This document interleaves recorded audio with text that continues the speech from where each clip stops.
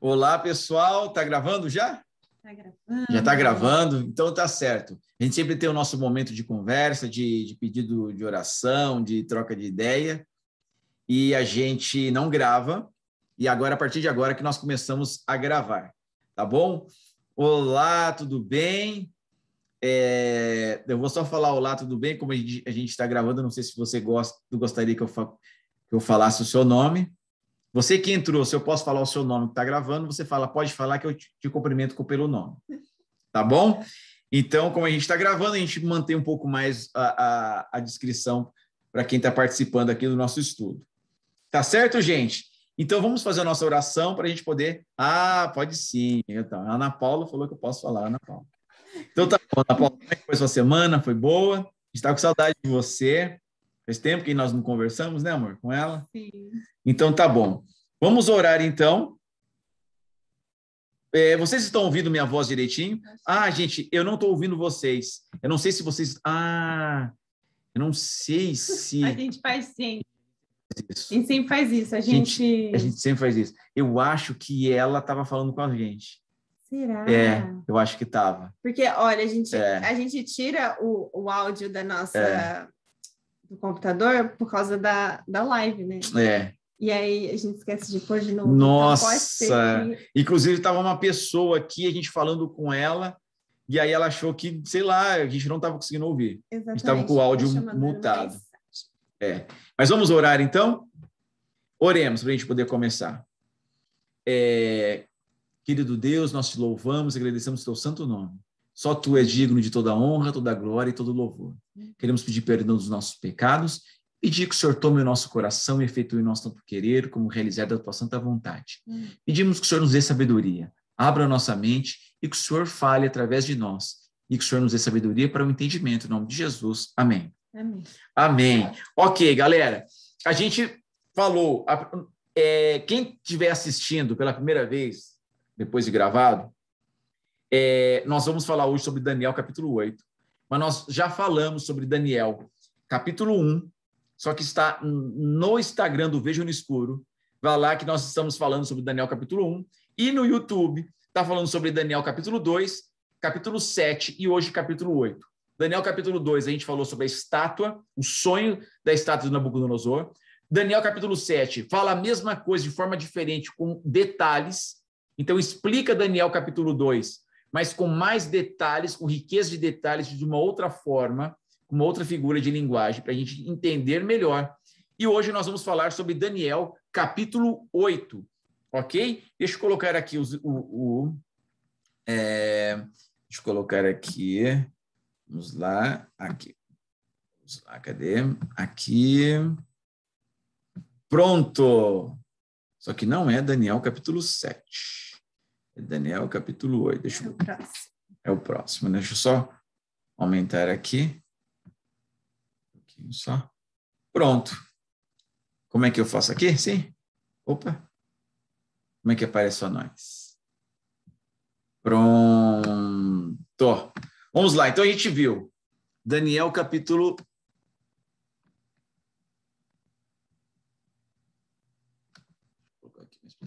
A gente viu Daniel, capítulo 2, que é a estátua. Olha só.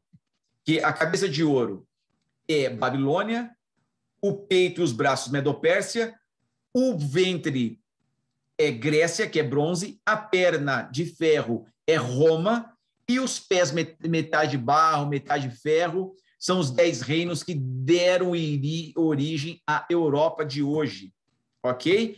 A gente viu sobre Daniel capítulo 7, que explica mais sobre os detalhes sobre Babilônia, Medopérsia, Grécia, Roma e os 10 reinos, que um reino menorzinho, ele destruiu 7 reinos para poder estar no comando, e ele está até hoje enraizado no mundo, ditando as regras de forma discreta e fazendo as pessoas acharem que ele não está no comando. Nós vimos isso. Se você está assistindo agora esse vídeo, assista primeiro os outros vídeos, principalmente Daniel capítulo 7, para você entender melhor, que nós vamos exemplificar mais.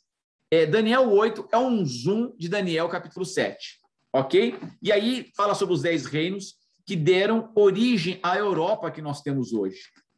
Olha só que interessante. Os anglos, a Inglaterra, os germanos, a Alemanha, os érulos aqui, os ostrogodos aqui, a Áustria, os burgundos, a Suíça. Então, ou seja, Daniel, Deus deixou para Daniel uma profecia, a maior profecia de tempo de todos os tempos. Olha que interessante. A maior profecia de tempo, ela está na Bíblia, foi passada para Daniel. Deus contou para Daniel todo o que iria acontecer dentro da questão política, geopolítica e religiosa no mundo. E ele explicou isso para a gente, que quando a gente estuda Daniel, nós temos acesso a tudo isso. E nós falamos sobre o chifre pequeno. A gente mostrou um videozinho, está lá gravado, sobre quem é um chifre pequeno. E esse poder, ele fala aqui, ele fala, eu mudei a lei, eu mudei o dia de guarda, não está na Bíblia, e ele ainda desafia, eu dou $1.000 para quem mostrar que está na Bíblia. Na verdade, eu tenho esse poder, eu mudo, eu faço, eu aconteço. A gente viu quem é o chifre pequeno, o pequeno chifre. Ele chegou no poder, na época tinha 10 reis, ele destruiu 3 desses reinos, entendeu? E ele perseguiu os santos do Altíssimo, assim como Daniel e Apocalipse fala, tá ok? Durante 1.260 anos. Isso é história, tá, gente? Isso é história, tá certo? E aqui, olha só, começou em 538 depois de Cristo, tá bom? Ali quando Constantino, que era o imperador romano, Roma, ela perdeu a hegemonia política no mundo, porque os bárbaros atacaram ali Roma, ela perdeu o poder político, e aí ela entrou na religião, e através da religião, ela governou o mundo durante 1.260 anos. Então, ela governou o mundo de 538 depois de Cristo até 1798 depois de Cristo, ok? Isso está em Daniel, capítulo 7, explica isso para a gente. Em Daniel, capítulo 7, versículo 25, e Apocalipse, capítulo 12, versículos 6 e 14, torna claro que o tempo, 2 tempos, metade de um tempo de Daniel é 1.260 dias simbólicos, que significa anos, quando a gente vê em Ezequiel, capítulo 4, versículo 5, versículo 6. Então, ou seja, durante 1.260 anos, Roma, através da religião, governou com mão de ferro. Por isso que está ali o ferro, simbolizando o ferro, porque destruía tudo ali. Então, ou seja, perseguia os cristãos. Inclusive, aqui que nós estamos hoje, nos Estados Unidos, esse país, ele foi formado por famílias cristãs que fugiram do poderio de Roma como religião. Eles fugiram e vieram para esse país. E eles fundaram esse país com liberdade. Por isso que aqui tinha liberdade, né? Porque eles fundaram esse país através da liberdade religiosa e religião não interferida no Estado e vice-versa. E, a partir do século XVIII, ficou bem claro como que Deus abençoou esse país e mostrou para o mundo que quando você coloca Deus em primeiro lugar, tudo dá certo. E a gente vê ainda até hoje, né? Mesmo esse país saindo das mãos de Deus, não se declarando cristão, né? A geração atual, mesmo assim a gente vê ainda o poder de Deus, a gente vê como que Deus abençoa e abençoou esse país. É incrível, é muito incrível. Ok? E aí nós agora vamos para Daniel, capítulo 8, que é um zoom, ok? Então vamos lá, gente. Eu posso falar 3 coisas legais sobre esse capítulo 8? Na verdade, Daniel 8 ele tem um paralelo muito legal com Daniel capítulo 2 e Daniel capítulo 7. Mas a gente tem algumas diferenças aí. Primeiro, é que começou logo no reino, né, da Grécia. E por que não falou como Daniel 2 e 7? Porque quando Daniel recebeu essa visão, ele já estava no reino da Medo e Pérsia, e ele estava quase para acabar. Então, não fazia sentido falar das coisas que já tinham acontecido. E o Daniel, capítulo 8, ele é para a gente. Isso, exatamente. Ele é para a gente. A segunda coisa muito interessante é que os animais, nesse momento, eles são animais domésticos, vai.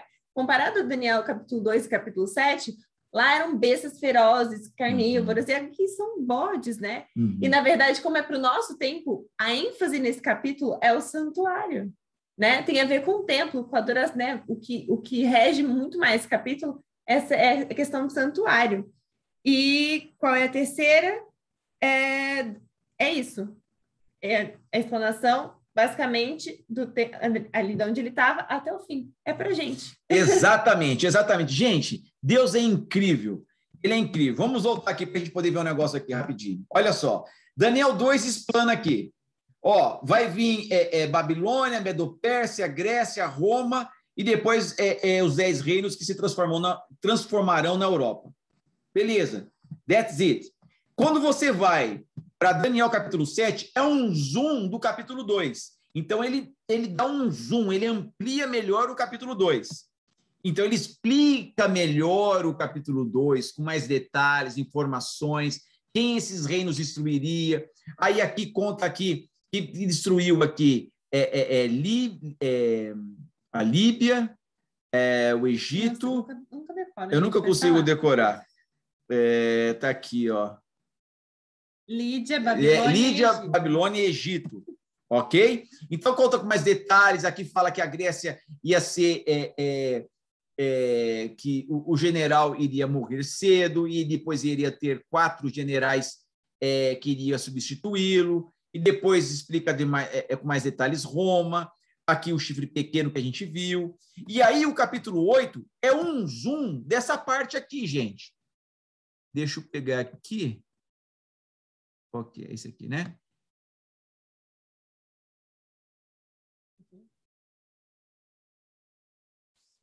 Esse? Eu queria só da Luizinha. Olha aqui. O Daniel, capítulo 8, ele é um zoom. Ah, se fecha, some, né? Bom saber. Desculpa aí, gente. Vamos lá. Pode fechar, né, Fábio? Beleza, Gui. Pode fechar. Tem como colocar ele mais para cima? Isso, meu amor. Muito obrigado. Então, olha só. O Daniel, capítulo 8. Então, Daniel 7, ele dá um zoom em Daniel 2 de forma geral, tá bom? E aí, Daniel, capítulo 8, ele dá um zoom nessa parte aqui, ó. De Grécia até a Europa, aqui, ó. Ele dá um zoom, ele especifica. Por quê? Gente, Daniel, capítulo 8, é exclusivamente para nós. Daniel, capítulo 8, ela foi feita, esse capítulo, para a gente, hoje, para o dia de hoje. Então, a visão profética central do livro de Daniel está no capítulo 8, tá bom? E é a última profecia simbólica no livro, é em Daniel, capítulo 8. Então, vamos ver o que tem nessa visão. Então, em Daniel, capítulo 8, está representado, lá fala do bode, o carneiro e o chifre pequeno, ok? Quem é o bode, quem é o carneiro, quem é o chifre pequeno? O bode é a Medo-Pérsia. O carneiro é a Grécia. Eles vêm, brigam e a Grécia continua no poder. O que acontece? Quando Roma toma o poder da Grécia, boa parte da cultura da Grécia vai para Roma, principalmente a crença sobre a imortalidade da alma que veio ali de Platão, entendeu? Então, a crença da imortalidade da alma, as crenças culturais, religiosas, a forma de política, a filosofia. Então, tudo vem ali, a Roma pega bem ali a cultura, por isso que fala a cultura greco-romana, tá certo? E aí vem a parte ali do chifre pequeno, que é Roma no poder religioso, a partir de 538. Ok? Então, vamos lá. Abra sua Bíblia, por favor, no capítulo 8 de Daniel. Abra aí, por favor, no capítulo 8, e a gente vai ler aqui um pouquinho, tá bom? Daniel, capítulo 8. Abra aí, por favor. A partir do versículo 1. Vamos ler. No ano 3º do reinado do rei Belsazar, eu, Daniel, tive uma visão depois daquela que eu tivera a princípio. Quando a visão me veio, pareceu-me estar eu na cidadela de Suzã, que é província de Elão, e vi que estava junto ao rio Ulai. Então levantei os olhos e vi, eis que diante do rio estava um carneiro, o qual tinha 2 chifres, e os 2 chifres eram altos, mas um mais alto do que o outro. entendeu? Que significa ali a Medo-Pérsia, que um reino era mais poderoso do que o outro, eram 2 reinos. Vi que o carneiro dava marradas para o ocidente, para o norte, para o sul, e nenhum dos animais lhe podia resistir. Nenhum havia quem pudesse livrar-se do seu poder. Ele, porém, fazia segundo a sua vontade, e assim se engrandecia. Estando eu observando, eis que um bode vinha do ocidente sobre toda a terra, mas sem tocar no chão, ou seja, mostrando rapidez de conquista. Esse bode tinha um chifre notável entre os olhos. Dirigiu-se ao carneiro, que tinha 2 chifres, o qual eu via visto diante do rio, e correu contra ele com todo o seu poder furioso. Viu chegar perto do carneiro e, enfurecido contra ele, o feriu. E lhe quebrou os 2 chifres, pois não havia força no carneiro para resistir o bode, ou seja, a Grécia derrotando a Medo-Pérsia. Tá? O lançou por terra e pisou aos pés, e não houve quem pudesse livrar o carneiro do poder dele. Então, como ele veio voando, significa velocidade de conquista, né? Alexandre o Grande conquistou tudo muito rápido. Versículo 7. Viu chegar perto do carneiro, enfurecido contra ele, o feriu, e lhe quebrou os 2 chifres, pois não toquei. Versículo 8. O bode se engrandeceu sobremaneira, e na sua força quebrou-se-lhe o grande chifre, e em seu lugar saíram 4 chifres, ou seja, Alexandre o Grande morre, e nasce ali, e continua ali os generais, que divide o reino para os 4 generais. Em seu lugar saíram 4 chifres notáveis. Chifre, em profecia, significa poder, significa reino, significa autoridade, tá bom? No versículo 9, de um dos chifres saiu um chifre pequeno. Olha só, desses 4 chifres, saiu um pequeno, que a gente viu em Daniel capítulo 7. De um dos chifres saiu um chifre pequeno e se tornou muito forte para o sul, para o oriente e para a terra gloriosa. Cresceu até atingir o exército dos céus, e algum dos exércitos da estrela lançou por terra e os pisou. Sim, engrandeceu-se até o príncipe do exército, dele tirou o sacrifício diário, e o lugar do santuário foi deitado abaixo. Ou seja, o que ele fez aqui? Olha só, ele pega, quando Jesus ele morre, ele ressuscita, ele vai para o céu, e em Hebreus, no livro de Hebreus fala que ele entra no santuário celestial, ele entra no lugar santo para começar o processo de intercessão por nós aqui na Terra. Só que esse chifre pequeno, essa religião, que começou em 538, ela fala que o santuário é aqui neste mundo. Quando Jesus morreu, o santuário não é mais nesse mundo, é no céu. E esse poder religioso, ele fala que o santuário é aqui nesse mundo, tanto é que fala que a hóstia é o corpo de Cristo ainda, tem todo um processo ainda de crucifixão de Cristo até hoje, nos dias de hoje. Entendeu? Então, o santuário não é mais aqui nesse mundo. É no santuário, é no céu, santuário celestial. Entendeu? Versículo 11. Sim, engrandeceu-se até o príncipe do exército. Versículo 12. O exército foi-lhe entregue com sacrifício diário por causa das transgressões e deitou por terra a verdade, e o que fez prosperou. Ou seja, lembra que nós mostramos que uma coisa são os 10 mandamentos, outra coisa é o catequismo. Catequismo, assim que fala?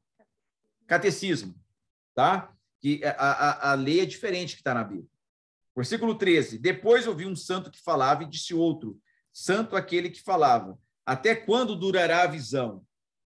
E o sacrifício diário e da transmissão assoladora? Visão na qual é entregue o santuário e o exército a fim de serem pisados? E ele me disse, até 2.300 tardes e manhãs o santuário será purificado. Olha só. Então, ou seja, até quando?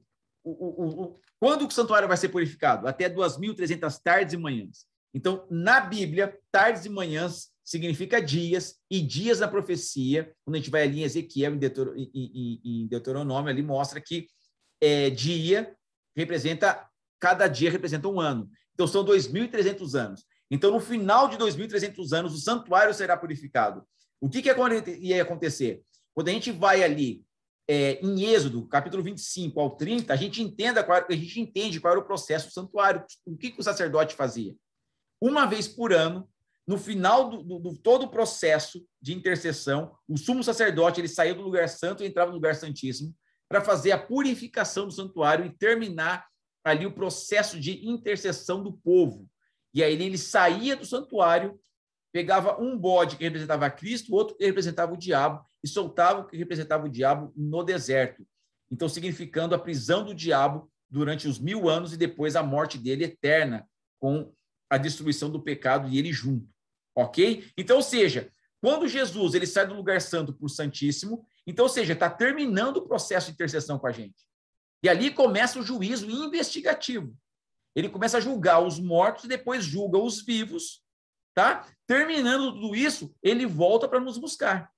Então, ou seja, nós sabemos pela profecia, ali na estátua, que a gente está nos pés da estátua, né? A gente está na época da Europa, e depois do próximo reino é a pedra, que significa Jesus. Essa parte do santuário, que Jesus saiu do santo para o santíssimo, ou seja, depois do santíssimo acaba a intercessão. Então, a gente vê que nós estamos no fim dos tempos pela estátua e pela profecia das 2.300 tardes e manhãs. E como é que a gente sabe? A Bíblia fala que o ano começa a contar quando a reconstrução do Muro de Jerusalém. Ok? E ali começou ali a contagem, e foi no ano, eu sempre esqueço, Linda. 457. Isso, 457. E aí começou ali, 457 antes de Cristo. Você coloca 2.300 anos e chega em 1844, que é justamente hoje, 22 de outubro, né? Para a gente, você que está assistindo depois, não é mais hoje, 22, né? Mas para você que está assistindo agora ao vivo, é 22 de outubro de 1844. Ok? Então, nós estamos comemorando essa data, essa profecia. Hoje, nós estamos comemorando 22 de outubro de 2021. Nós estamos comemorando essa profecia até 2.300 tardes e manhãs, e o santuário será purificado. Foi a última profecia de tempo. Foi a última profecia de tempo. Depois de 1844, está em nossas mãos adiantar a volta de Jesus.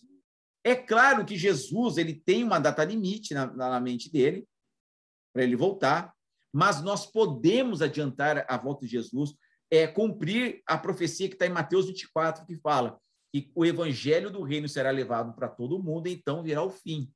Então, por que Jesus não voltou ainda antes? Porque nós não estamos pregando. Existem pessoas que nós convivemos que não sabem dessa mensagem, não sabem ainda que Jesus vai voltar, não sabem ainda. Qual é o papel hoje do povo remanescente, que está em Apocalipse 12, 14 e 19? Qual é o povo remanescente? Que guarda os mandamentos de Deus e tem o espírito de profecia. Tem o testemunho de Jesus. Em Apocalipse 19 fala que o testemunho de Jesus é o espírito de profecia. Então, nós precisamos saber qual é a religião hoje que guarda os 10 mandamentos e tem o espírito de profecia, e tem um profeta, uma profetisa. Essa religião, ela tem uma mensagem a ser pregada. Qual é a mensagem? O juízo investigativo e a doutrina do santuário e a verdade do 4º mandamento.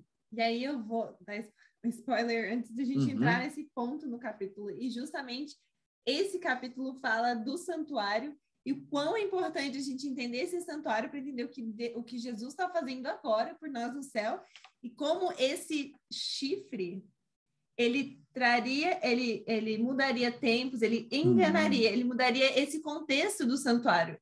Então, o santuário tem um processo e esse chifre pequeno, ele começaria a mudar esse processo do santuário. Né? Exatamente. Olha só que interessante. Vocês perceberam que o Daniel capítulo 8, ele conta várias histórias em 2.300 anos. Ele começou falando da Grécia, da Medopérsia, e aí ele pega a falar da Grécia, ele já fala da Roma política, fala da Roma religiosa, e vai até 1844.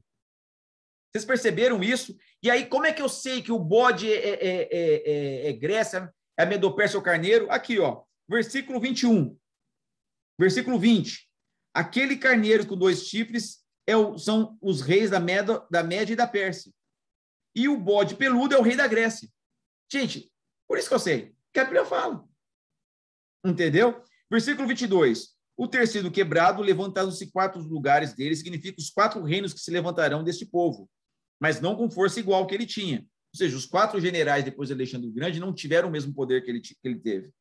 Entendeu? Mas no fim do seu reinado, quando os prevaricadores acabarem, levantar-se-á um rei feroz, catador e especialista em intrigas. Grande é o seu poder, mas não por sua própria força. Causará estupendas destruições, prosperará e fará o que lhe aprouver. Destruirá os poderosos e o povo santo. por sua astúcia e seus empreendimentos fará prosperar o engano, e todo o seu coração se engrandecerá e destruirá muitos que vivem despreocupadamente. Olha só. Então, quem será enganado? Os que vivem despreocupadamente, ou seja, os que não estão estudando a profecia. Graças a Deus, você que está assistindo esse vídeo, você que está aqui, você não está despreocupado, você não vai ser enganado para a honra e glória de Deus. E esses enganos, é muito interessante falar sobre esses enganos, porque, vamos lá, o primeiro engano foi a mudança do dia de guarda. O segundo engano é o sistema dos sacerdotes, né? E dos santos. O terceiro é o substituto. O que é o substituto? O nosso substituto do sacrifício. Então vamos lá. Engano sobre isso. Então vamos lá, meu amor. Fala novamente. Qual é o primeiro engano? A mudança do tempo, né? Isso. Que é o dia. Mudança do dia de guarda, de sábado para domingo. Exatamente. Ok. E a gente viu no videozinho que a igreja romana fala: eu mudei, não está na Bíblia, e dou $1.000 para quem mostrar na Bíblia. Nós temos autoridade, nós mudamos, acabou. Exatamente. O segundo é mudar o sistema de substituição de pecado, porque quando a gente, no santuário, você colocava a mão na ovelhinha e confessava, simbolizando Jesus que viria morrer. Exatamente. Então, Cristo não é mais o mediador. Você tem uma pessoa que faz a mediação e não Cristo. Antes de Jesus morrer na cruz, você tinha um sacerdote que você confessava ali na hora. Só que quando Jesus morreu na cruz, você não precisa mais utilizar o humano, diretamente com Cristo. E essa igreja romana, você tem que ir lá conversar com o sacerdote. Exatamente. E não precisa mais. E qual que é o último engano, minha linda? Tem mais um. É a questão do substituto do sacrifício, pelo sacrifício de Cristo. E o terceiro seria a mudança do evangelho, que a salvação é pelas obras. A você salvação. Tem que fazer coisas para que você Exatamente. Por isso que tinha, antes de 1844, as pessoas pagavam para poder receber o perdão dos pecados, né? As indulgências, né? Então, assim, gente, mais claro impossível de quem é o pequeno chifre. A Bíblia deixa bem claro quem é o pequeno chifre. Entendeu? Como podemos identificar esse poder do chifre pequeno? Que poder religioso surgiu durante o declínio do Império Romano? A igreja cristã medieval, Roma papal, que durante quase toda a sua existência reivindicou ser um estado político, assim como uma igreja. Qual que é, hoje, o país que também é uma igreja? Né? Nós sabemos, o Vaticano. Ok? Olha só, a gente acabou de ver aqui em Daniel, capítulo 8, versículo 14, tá bom? Os 2.300 anos, que começou em 457, a Bíblia deixa bem claro que começa a contar na reconstrução do Muro de Jerusalém, que foi em 457, e aí você coloca 2.300 anos, dá em 1844, dá justamente na data de hoje, né? 22 de outubro de 1844, quando termina essa profecia, o que acontece? O santuário seria purificado, que é do lugar santo para o santíssimo. Jesus sai do lugar santo, santíssimo, e aí começa o juízo investigativo, ou seja, Jesus está voltando, gente. Amém. Jesus, ele está voltando. É interessante que Daniel, quando estava bem nessa parte dessa visão, ele queria muito entender, né? E ele até desmaiou, né? Exatamente. E aí o anjo acordou, explicou para ele, mas ele ainda continuava assim, sem entender esse final. Quando o anjo fala que essa profecia é para um tempo muito distante. Então, como era importante, né, essa mensagem que ele recebeu. Que a gente começou, né? Exatamente. Quando que abriu os seus? Em 1798, quando a ciência foi, né, expandiu a ciência e as pessoas começaram a estudar. Exatamente. Então, é para gente. Exatamente. Repetimos. Exatamente. Esse capítulo é para gente. E olha só, no capítulo Daniel 8, tem uma estrutura geral que é os 2.300 anos, tá? E dentro dos 2.300 anos, aconteceram várias coisas. Então, ele pega e fala, olha, dentro do período de 2.300 anos, acontece, olha só, então, dentro dos 2.300 anos, tem 49 anos, tem as 434 anos, que é ali de 408 a 27, que foi quando Jesus foi batizado, 27 depois de Cristo. Aí tem 7 anos, que é de quando Jesus foi batizado, quando Estevão foi morto e Israel recusa ser o povo remanescente, e aí de 34 a 1844 são 1.810 anos, ok? Então, ou seja, dentro de 2.300 anos, tem vários períodos ali que a Bíblia também fala, deixando bem claro ali, quando Jesus iria ser batizado, quando Jesus iria ser morto, aqui no ano 31 depois de Cristo, quando Estevão iria ser apedrejado e iria começar ali o povo cristão como o povo remanescente de Deus e não mais o povo de Israel, ok? Eu vou explicar isso aqui com mais detalhes depois, isso só para a gente poder ter uma noção, tá? Para a gente não ficar com o nosso tempo muito extenso, ok? Então, olha só, para a gente poder ter uma noção melhor. Daniel, capítulo 2, fala sobre a estátua. Cabeça de ouro, Babilônia, peitos e braços, Medo-Pérsia, o ventre de bronze, Grécia, as pernas, ferro, Roma, e o pé com barro e ferro é o reino dividido. E o ferro simboliza Roma e os reinos divididos, que é a Europa. Daniel capítulo 7 é um zoom do capítulo 2, explicando a mesma coisa de forma, dando mais detalhes, tá bom? E aqui na parte do pé, ele dá detalhe na ponta pequena, que é a igreja romana de hoje, e o Daniel capítulo 8 é um zoom dessa última parte. Explica ali a Medo-Pérsia, a Grécia, e depois explica mais fortemente sobre o chifre pequeno, que é o que está hoje. Daniel capítulo 8 foi escrito para nós. Ele explica sobre o chifre pequeno. Nós estamos na época do chifre pequeno. Nós estamos na época do poder papal, entendeu? Religioso. Ok? Vamos lá. Deixa eu... pausa para perguntas. Escreva para mim aqui no chat se vocês querem fazer pergunta sem gravar ou pergunta gravando a pergunta de vocês. Ou os comentários. Vocês preferem que eu pare a gravação para vocês fazerem comentários e perguntas, ou podemos fazer agora e deixar gravado esses comentários, essas perguntas? Às vezes pode ser a pergunta de quem está assistindo gravado depois. O que vocês preferem, gente? Falem, escrevam aí para mim, por favor. Ou se você quiser falar, fale. Toca o barco. Beleza. Beleza, vamos tocar o barco. Gente, alguma dúvida? Algum comentário? Ficou claro o que é Daniel capítulo 8? A gente viu o que é Daniel capítulo 2, Daniel capítulo 2, Daniel capítulo 7, Daniel capítulo 8. Alguma dúvida? Ficou claro? Ninguém tem dúvida? Ficou claro? Opa, para mim ficou claro, bastante detalhado. Tá certo? Tudo certo então, Ana? Tudo certo, Léo? Algum comentário, Ana? Alguma dúvida? A Bíblia é muito impressionante, né? Exatamente. Pode falar, Ana. Não, foi sem querer, porque assim, eu tô terminando de organizar umas coisas aqui, aí o celular abriu sem querer a câmera. Tá, ok, gente, então, ótimo. Então, já que ficou claro, já que não tem nenhuma dúvida, então, nós vamos encerrar com uma oração, ok? Vamos orar? Oremos. Querido Deus, muito obrigado por deixar tudo claro para a gente, todas as profecias. Muito obrigado por isso. Que o Senhor nos abençoe, que o Senhor nos dê coragem, sabedoria para entendermos e colocarmos em prática na nossa vida. Muito obrigado por tudo, nós te louvamos em nome de Jesus. Amém. Amém. Ok. Vamos...